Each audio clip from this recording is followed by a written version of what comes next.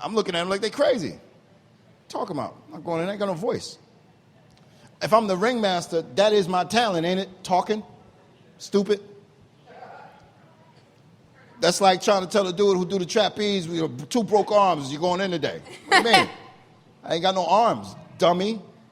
Trying to do a tiger egg, all the tigers That was dead. always kind of one of my many arguments is that if I'm dead ass tired and I feel like I'm not even fully conscious, how do you expect me to do my job at 100% and give the best performance I can? And it ain't about the best performance. That No, when we no. find out that man's a capitalist.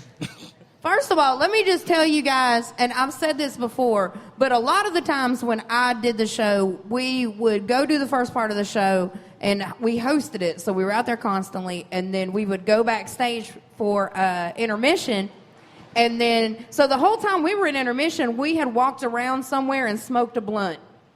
And then we came back, and I had drank about a half a bottle of red wine, Jesus. And they had me out in the aisles trying to teach kids how to swag surf when I'm a member of the Rhythmless Nation in the first place. I know, them kids was like, that white lady smells like liquor. I remember being like, come on, kid. But you Come know on. what? You learned a valuable lesson of coping skills when in a carnival or circus situation. Functioning alcoholic. Yes. It was some miserable people working in that circus. They was really angry. I caught a new sickness every week. Like, Monday I would start to feel good. By Sunday, I was just completely full-blown flu, and I'd get over it over the weekend, and it was just a cycle. It was a new one every time. And then one of the little Spanish dudes that did the motorcycle trick thought I was after his girl, so he eyeballed me every time. He seen every time I walk past the elephants, dude got something to say. And that ain't how I operate. I want to, like, step to him, but I don't know Spanish. I know how to communicate it. I only know the Spanish cusses, and I ain't want to start off that way. Like, hey, maricón, that ain't how you do that. Make a friend first, and then you meet in the middle. It was a very difficult situation. It's hardcore to make the brothers act. It was real. They had me, when we first went in, we were trying out different acts. Mm-hmm. And we were so hungry and so desperate to be in the show. In retrospect, if they would have done everything we auditioned or ran past them, we would have been dead ass tired. I would have been miserable. We cut it down to 4 acts out of 20 that we were like. So they had me coming out to the Beverly Hillbillies song. Oh, what a... Doing like the shuck and jive Are dance. you like, for real? Listen to a story about a man named Jim. He had you white cooning. They made I white cooned like a mug. Man. They made me motherfucking That's dirty. dance all over that ring for 3 hours. I'm not fat. I'm out of shapes. I'm offended that you And did that. I am not trying to do exercises, Jesus. And my legs were killing me for 3 days. I couldn't walk. Come on, listen to my story. I was giving it so much. And then in retrospect, I'm like, man, I should have just stood there. Like, I'm the only female in the comedy troupe, and I'm the only white person in the show. I really ain't got to do nothing but just be present. I can't front. That is reverse racism right there. Like, if it was a white circus and they hired a brother and be like, Jamal, we want you to rap in the opening. Reggie, is that how you figured out your 3-move shimmy for your all gold everything? For my what? Is that how you boiled it down to your 3-move shimmy for all gold everything? Where you just kind of shake your chain and... Oh, no, that was me trying to just mimic Trinidad James from okay. That was funny, too, because they were like, toward the end of the show, I was doing Trinidad James that whole time. So I would be like, and I'm Trinidad James. Yeah. Don't believe me, just watch. And I would stand up and do gold all on my chain, gold on my rings, gold on my watch. Don't believe me, just watch. And right when it got to the N-word, Clayton would throw his hand over. And I would be like, what? I'm not going to say it. I'm not going to say it. So then they came back, and the whole year before, I was Walk a Flock of Flame.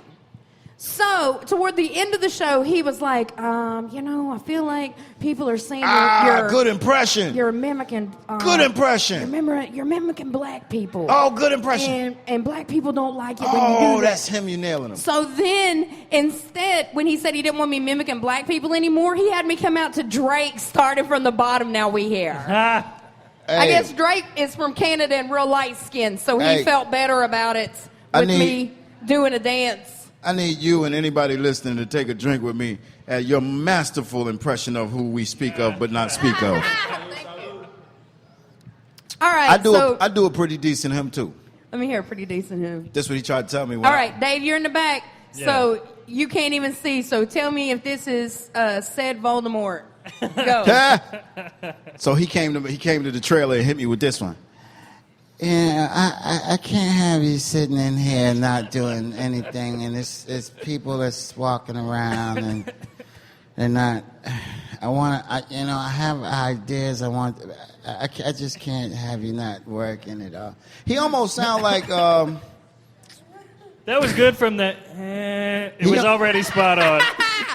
He almost sound like Lucius, don't he, from Empire? Empire Lucius? Records. Why do they have Lucius rapping on Empire? Can anybody explain that to me? That's a bad move. It's a bad move. You know why? Why does that happen? Can I tell you why? And then they act like the shit is fire. Like when they were in the prison, Yeah. it would sound like me rapping, like boppity boopity bop bop, and everybody be like, oh, and they're like, that sucked. Can I tell you why it worked? You know why somebody thought it was hot? Huh? Name recognition. Because somebody that told him, we recognize that name, Clyde. Clyde told me. It's a name we be like, I know somebody named Clyde. I will listen to him. He raps horribly. They should let him play the guitar or something. That's what he really do in real life. He looks, when he tries to rap, it looks to me like somebody's uncle that graduated from an Ivy League school but still wants to be cool. You know what I mean? Like, he has zero fucking street credibility with me. He looks like... You know who he really look like when he rapping? What? Master P rapping right now. Oh. No, it's true. It's true. Come on, man. The last record P put out was called Don't Make Me Act a Fool. I'm like, dude, you're over 40. How do you condone this message? You can't condone this message, mister. Not at 40-something. You can't propose that your means of handling business after you become a mogul in the entertainment field that I'm about to act a fool. That's just not how you keep that money them white people gave you. I guess that's the moment where you have to decide whether you're trying to keep it really real with how your life is going or keep the fantasy going, the persona, whether it's true or not. Well, that's the thing. We live in the world. For one of the first times in my life, I honestly considered I don't know anything at all is real. It's hard to say. Because the best acts, they may be, they may not, but they just do it so well, you can't really tell. No, I'm not just talking about rap. I'm talking about if this table is this table, if I'm a hologram of a snail on a planet. We could use this show as a benchmark for real. This show is as real as it gets. It does feel real. You know how you can figure out if you're not a hologram? It does feel real. This doesn't feel like a Matrix You know how to stick. feel like if it's we real? didn't tell you to do anything or say anything, did we? Not at all. Do you know how to feel like it's real, Zoo? Give me some dirt. And then you'll know it's real. That would feel real. Most of the time. Not had a fake moment around them times. By the time that start finishing, it's really happening. No matter how we got to the destination, Chef it's Anthony, happening. what is for brunch before this goes highly out of control here? I don't want to start imagining the mic, things Zoo. without Is this being broadcast on the Children's Network? Who's going to listen to this?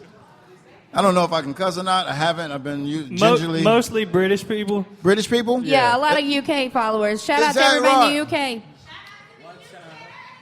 No, shout out to the real, UK, like, Mike. over I didn't even know 90,000 you guys were downloads. listening. I didn't know you was, that's wicked. I didn't even know they were listening. That's so wicked, isn't it? For real? I really like this show. This guy's like, he's make me piss my pants. This guy's nice. Who is he? It's no Kevin Hart. But it's nice. Chef Anthony, what's for brunch? All right. We got Chef Kimmy. Where you at, girl? What? Hello, Chef Kimmy. Everybody start making some noise right now for the beautiful Chef Kimmy. Come on, girl. I don't know how I can hold this. I'm Yes. sorry, Reggie. I lost my voice, too, so I've been doing a lot of work this weekend. Hey, come on, Chef Chemist. What's for brunch today? Thank you for being here, by the way. Chef Chemist from Chemist Gourmet Creations. We are very excited for you to be here. Hey, how's it going, everybody? Well, today you guys are going to get a little bit of love in a glass. So I like to call it my sex in a glass. So it's heart healthy, tastes super amazing. You guys should really enjoy it. And Hey, wait a minute. How can it be healthy and delicious? Because that's where I fall very short with healthy and delicious. Well, it can be healthy and delicious simply because all the ingredients are fresh. Oh, fresh That's the way to food. do it. Oh, that's what happened. That's what happens. Oh, it wasn't them frozen peas from no frozen peas, from no the saturated Publix. fats. You know, we got to build all the flavor, got to simmer. So once you do those processes, building flavors and getting back to simmering, it definitely infuses great aromatic flavors. When did you see? She says things like aromatic. That's how you know she's a chef. That's that real business. You know what I'm saying? So when did you start your business?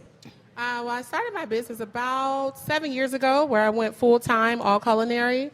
I started out very young, but I was doing like 20,000 other creative jobs along with my culinary.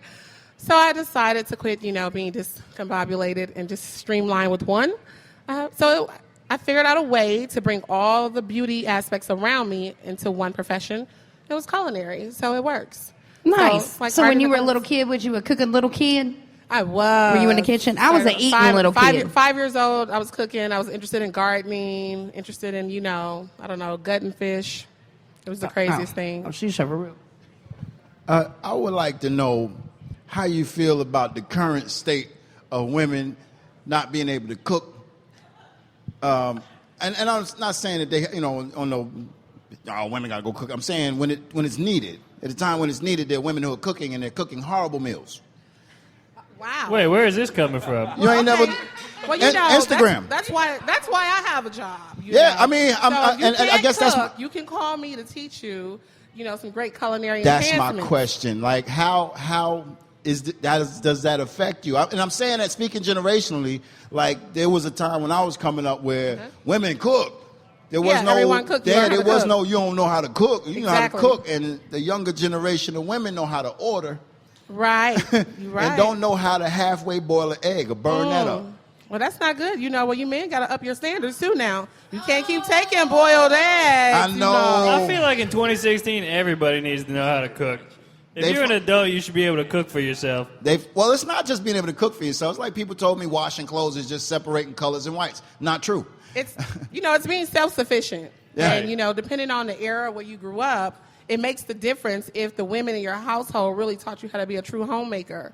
Right. I grew up in that era, but you also learned how to be self-sufficient, whether you were with a man, a mate, husband or not, or partner, or without. So being with or without, you still should have these domestic skills. What's a good tip that you could give that's an across-the-board, just general tip for, and I'm sure you might have encountered a plate that wasn't as dope as it was proposed to be when it gave it to you. What's something women could do to tighten up their cooking skills just off the, some Well, the general same stuff? passion that they put into their hair, their beauty regimens, they should put that same passion into the love of feeding their mates that they want. Hell Not yeah. necessarily a man. It might be a Lebanese couple. Well, you heard me say your partner, your mate, your lover. Right. All I know borders. Tally's listening right now. She's gonna. My friend Tally. She's gonna hire you for something. She's so extra with the food and having people come into her home and cater. I know I'm Tally's sorry, listening. we had a like, question. So, guys, how are you enjoying If you got your a question, food? you got to come up here. Come I know up you here. don't want to quit eating, Oh my but God, you got this to kale, walk though. up here. The people on the radio can't hear you yelling from the back. What about feeding the kids? Nah, they can do them damn selves. Them You little- got to feed the kids now. Now, actually, Hold on one second. This is coming from a white lady that's 40 woman, no children. And when it's time for my dog to eat, I'm like, Jackson, do you want chicken or do you want salmons? Chicken or salmons? Like if I had kids, it wouldn't be, extra, like people kids. Yeah. And she really does pick salmon or chicken. Sorry, anyway, It's like kids. one Back to the bark for kids. I ain't got no salmon, two barks motherfucking for kids. chicken. I got no kids' Well, maybe strawberries. I need to, get into the dog food making business. Holler at me after the show because there is a market in the Old Fourth Ward that sells dog food, and a thin sliver of salmon is like $7 on their dog ass. Literally on their dog ass. I've never been so applicable, and every time I said it. Yeah, dog food, gourmet dog food. Oh man, I don't want to say this, but like especially white people that are like young professionals, them motherfuckers pay tons of money for just dog stuff. You want your cat, I've seen expensive, kitten food. So, I mean, they have it. They got And it. anybody who will get a very, very expensive something, sweater or clothes for their dog, they'll buy that Great food. treatment, right? Man, they buy that food. Sexy dog food? Sexy dog food. My dog's sexy too. I I like promise sexy you that. human food. I mean, I could make it. I All got a of it. friend, he feeds his dog raw chicken, carrots, and yogurt, and omega oil. So. Y'all, he don't need a dog. Let me come over there. I'll be his best friend. Because people can eat it. I know they